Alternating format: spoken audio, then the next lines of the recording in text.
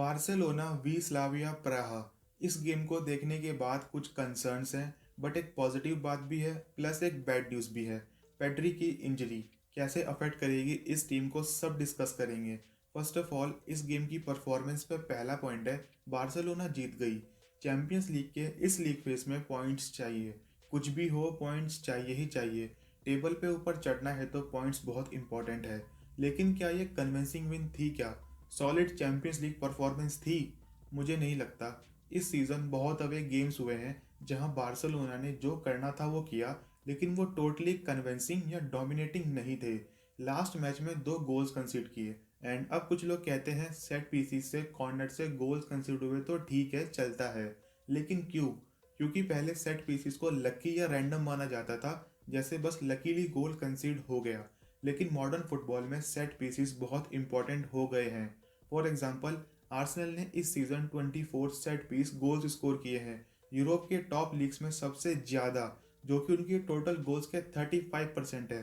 तो इन गोल्स को इग्नोर मत करो, ये रियल गोल्स हैं और ऑलमोस्ट सभी टीम्स को मुश्किल में डाल देते हैं। स्लाविया प्राहा के अगेंस्ट मुझे लगा ही था कि टफ गेम होगा।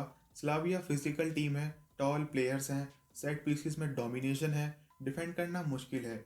एंड वैसे बार्सिलोना ने एंड में कमबैक किया, टीम ने अच्छा खेला, 3 पॉइंट्स डिजर्विंग है एंड पॉजिटिव भी है। 4 गोल्स स्कोर किए, टिपिकल बार्सिलोना स्टाइल, कंसीड भी किया बट रेस्पॉन्स दिया। एंड अब ये बार्सिलोना टीम टॉप 8 मिस नहीं कर सकती, क्योंकि स्क्वाड में प्लेयर्स कम है, डेप्थ नहीं है, इंजरीज हो रही है, इसलिए extra 2 champions league playoff games afford नहीं कर सकते। एंड अब बात करते हैं बार्सिलोना की इस 4-2 विन से चैंपियंस लीग पॉइंट्स टेबल पे क्या फर्क पड़ेगा, एंड क्या बार्सिलोना टॉप 8 में फिनिश कर सकती है।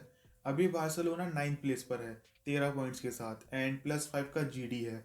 उनके ऊपर चेल्सी, न्यूकासल, पीएसजी भी 13 पॉइंट्स पे है, लेकिन उनका जीडी बेटर है। एक बात तो क्लियर है कि आर्सेनल, बायर्न म्यूनिख, लिवरपूल और रियल मैड्रिड तो टॉप 8 में कंफर्म्ड है। और देखो, रियल मैड्रिड का नेक्स्ट मैच बेनफिका से है, और उनका वर्स्ट केस सिनेरियो होगा कि मैच ड्रॉ हो जाए, तब भी उनके पास 16 पॉइंट्स होंगे, तब भी वो लोग सेफ हैं। अब रियल फाइट है टॉटनहम, पीएसजी, न्यूकासल और चेल्सी के साथ। इनमें से कौन मैच हारे ताकि बार्सिलोना ऊपर आ सके, दैट्स अ बिग क्वेश्चन।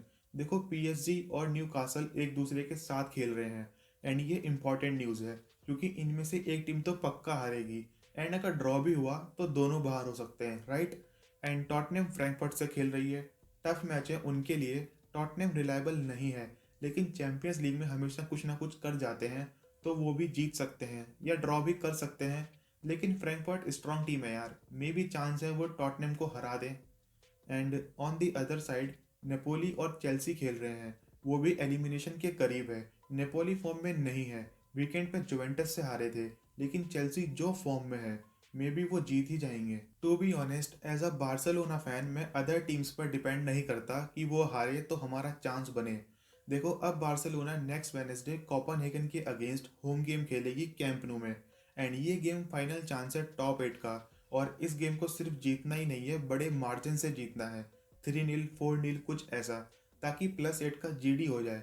क्योंकि स्लाविया प्राहा के अगेंस्ट वो 2 सेट पीस गोल्स ने बार्सिलोना का जीडी बर्बाद कर दिया।